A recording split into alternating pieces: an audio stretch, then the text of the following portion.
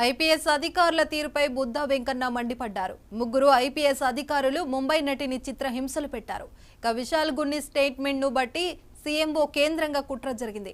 జగన్ ఆదేశాలను పీఎస్ఆర్ ఆంజనేయులు అమలు చేశారు. అతని ద్వారా రానా విశాల్ గున్ని దుర్మార్గంగా వ్యవహరించారు.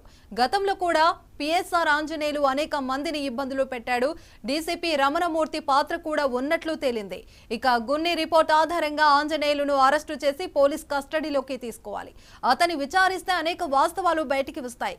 ఇక సీఎంఓలో జగన్ పాత్ర కూడా వెలుగులోకి వస్తుందని బుద్ధ వెంకన్న ఆరోపించారు. ఇందులో కూడా ఎవరో ఇవ్వలేనంతటువంటి సహాయం కింద మునిగిపోయిన వాళ్ళకి 25,000, పై ఫ్లోర్లో ఉన్న వాళ్ళకి 10,000, అలాగే చిరు వ్యాపారస్తులకి ₹1,00,000. భారతదేశంలోనే వరద ముంపు ప్రాంతంలో ఇంతవరకు ఎక్కడ ఎప్పుడు కనీ విని ఎరగనటువంటి సాయం చంద్రబాబు గారు చేశారు. అందరికీ తెలుసు, రాష్ట్రాన్ని అధోగతి పాలు చేశాడు జగన్మోహన్ రెడ్డి. ఈ అధోగతి పాలు చేశాక కూడా ఇందులో కూడా ఒక్క రూపాయి కూడా ఎక్కడా లేదు.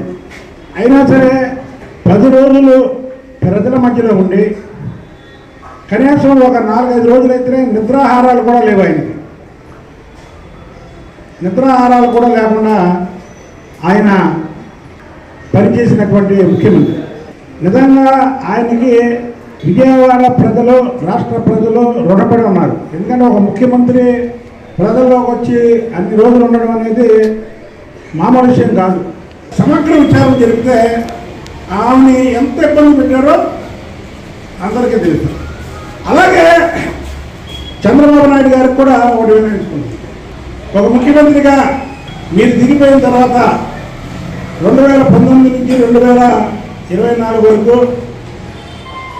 ముఖ్యంగా ఈ జిల్లాలో అనేక దాడులు కానీ ఇవి జరిగింది.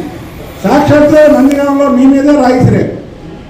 ఆ రోజు మీకు త్రిట్లో ప్రమాదం తప్పింది.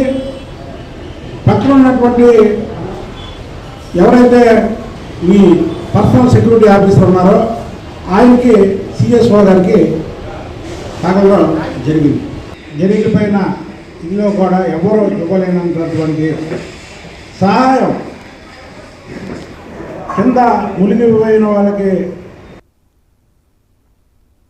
ప్రణాళిక ప్రకారం గణేష్